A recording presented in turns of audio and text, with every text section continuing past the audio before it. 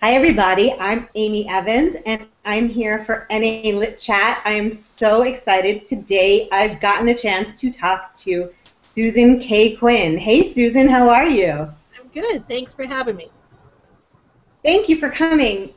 You are one of the guests that I can honestly say our community has been so excited and already buzzing about. Susan's going to be joining us on NA Lit Chat this week, tomorrow night at 9 p.m. It's May 22nd, 9 p.m. Eastern. And today we just have a couple questions so that you can get to know her before we talk tomorrow about how to take your self-publishing career and become a full ninja on that. Going full ninja. I like it. Going full ninja. So what does that mean to you? When you think of a really like studied, successful, well-rounded, kick-butt independent publishing career, how do you define that for yourself? For me, I think any author that I see that is successful in their career and is enjoying it has done it right. All right? It's not just how many sales have I made, but am I really in a joyful place with the whole process? And a lot of times that joyfulness doesn't even actually correlate to sales. There might even be an inverse relationship. You get a lot of sales and then all of a sudden you guys kind of go crazy because there is so much to manage.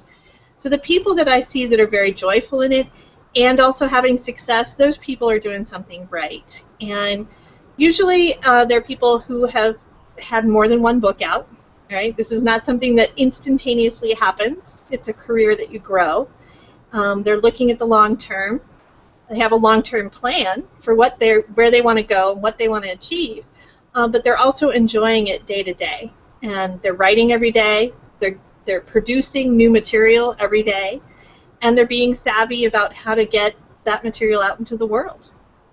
I think that's the key. I know for myself at least, when I'm not producing and I'm just trying to focus on getting the word out, it doesn't feel right. And when I am producing, I'm willing to shout everything from the top of the rooftops. And this has been my first year. It's been an interesting lesson to learn. How did you get started in this, Susan? What was your first book and what led you to, publish this on your own? Well, my first book was actually through a small press, and Okay. that went nowhere. But it was an interesting experience to learn how to do that. It was actually a book I never intended to publish. A friend of mine drafted me into this small publisher that they were just starting out, and we sort of learned together how to, put books out. But I quickly learned that seemed like something I could do myself, perhaps even better. And at the same time, the indie publishing thing was really hitting its stride, and people were taking it seriously. And I'm sort of the adventure type, so it fit very well with my personality. And I took the leap, and I really have never looked back because it has been such an amazing experience. Not just with selling books, but the freedom that comes from being indie. I mean, I work that for all it's worth because I love it. I love the joy of doing whatever I want with my stories and with my marketing and with my publishing order of things. It's an incredibly liberating experience, and I wouldn't trade it for the world. It's very exciting to know that, win or lose, whatever choices you make, you really can only hold yourself accountable. And that also means that you can learn from yourself and you can change and grow.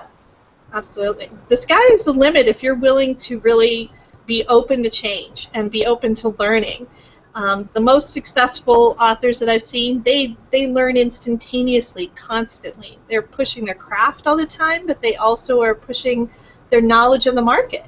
And, what works, what doesn't work, and what works for me. Because just because it works for someone else doesn't mean it's either my style or it's something that's actually going to work for my genre. So, they have to be very open-minded people and to be able to find the things that will work for them. It's just like any other trend. Just because leopard looks really good on the mannequin, it doesn't mean you should put it all over your body. Maybe a headband or something is all you need. Exactly. Well, I know that we talk a lot about trends in NA and what authors want to write and what they hope readers want to read and what's been out there. And I think that nowhere in independent, I mean, I think independent publishing and new adult sort of were made for each other, and they both really drove the market, on both sides of the equation. And I think we see a lot of people who are trying to, I want to be gentle with the word, because I'm all for trying to capitalize on a trend. If you've got 5 different stories you want to write, then why not do the one first that you think is going to have a place, in the world? That just makes smart business sense, especially if you're passionate about all of them. But how do you balance that personally?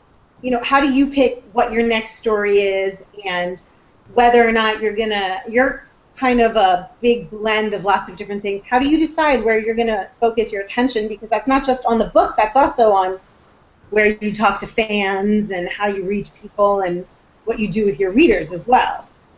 Right. Readers are tremendously important to me. So whenever someone stops by, I mean, that goes right to the top of my list of, wow, you read my book, you're amazing, thank you. But the most important thing for me is the writing. And I really try to keep the focus on that every day. And the marketing is secondary, but I also try to be savvy about that. I think, as far as chasing a trend or writing what's in your heart, that's a question that people just seem to struggle with a lot. And part of me says, I'm very much an of your heart writer. I write what the stories that call to me and that I care deeply about. But I have absolutely no judgment about people who want to chase the trend. And if it's calling to you to chase that trend, well, guess what? Maybe you should write that. Maybe that actually is what's in your heart, and you just haven't discovered it yet. So go for it and try it. I don't think it's an either-or kind of thing. I think you can do both.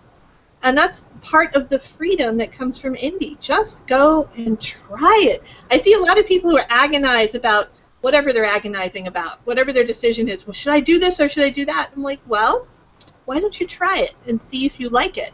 And then if you don't, you can stop, because there is no commitment to stuff like that. Right. So, of course, now it gets me in a lot of trouble because I start lots of things. I like to try lots of things. So I have to rein that back in a little bit and say, I only have so much time in the day, need to focus a little bit. And have things in a certain order that makes some logical sense. But I think finding that balance is a constant struggle. Well, and now you're starting some exciting new projects that, it's not just this book or that book. You're taking your stories in some new directions. Can you tell us about that a little bit? Because I, for one, am really excited about it. Well, I just announced that one of my series got optioned for virtual reality, which is a whole new way of storytelling, and I am super excited about that. I hope that it actually gets funded, just like a movie. You never know if we'll actually make it to the screen or to the goggles or the headsets. But it's super exciting to be involved in the ground floor of something new. I'm also working on German editions and Spanish. I'm working with a Spanish translator, so I'm moving my stories into new markets and learning how to work with a translator and go into a market where I don't speak the language is a whole different experience. But I love it. And, I write serials, I write novels, I do all kinds of experimental stuff because I do like to move out into not just storytelling. I don't want to just do the same thing all the time. I want to push the boundaries of storytelling and how we can share stories in the world. And it's just such a great time to do that. It really is. You and I are kindred souls in that respect. I mean, I think that, the page is just the beginning, and like everything else is just a really fun way to try to share something different. Exactly. And the VR stuff, I mean, the idea that I love nonlinear, multi-direction stories, and then other people get to live in your world. I mean, it just takes reading it to a whole new level, and I'm so excited to see what you guys come up with.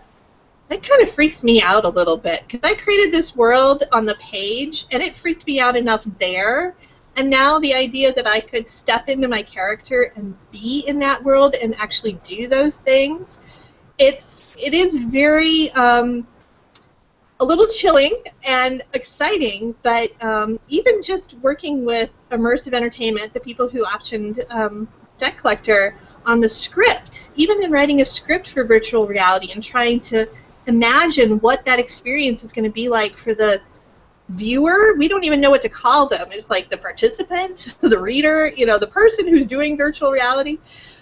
It's just so much fun to go there creatively. Participant. I love the immersive people because they're a startup themselves, and they're very innovative. And that's the best part about being indie, honestly, is we're working with all these creative people.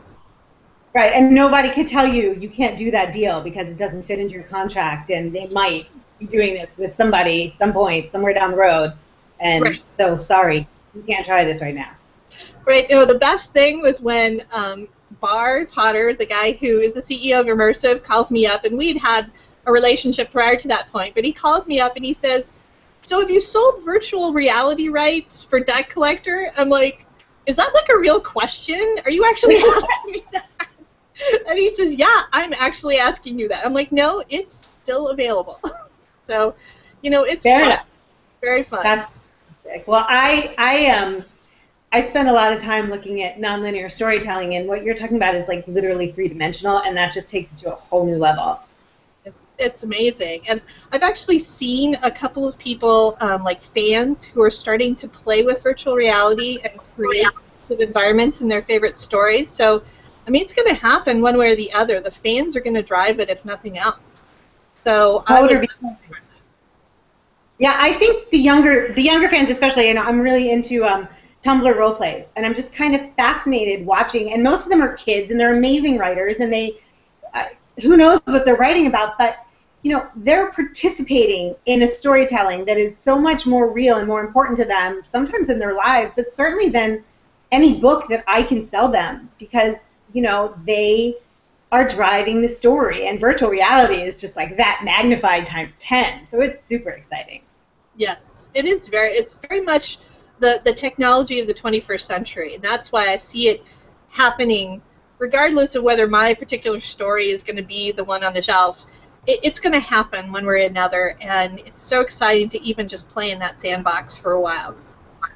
Well, I'm so glad you're going to come on tomorrow night. We're going to hear a lot more about some of the things we've talked about today, and everybody's questions, and EJ is going to make it possible for them to ask us in advance. So I don't think there's anything you couldn't answer on the fly, but we're going to try not to do that to you with 100 different questions. It'll be great. I'm looking forward to it. Me too. Thank you, Susan. It's been great to talk to you today. Great talking to you, too. Bye-bye. Bye.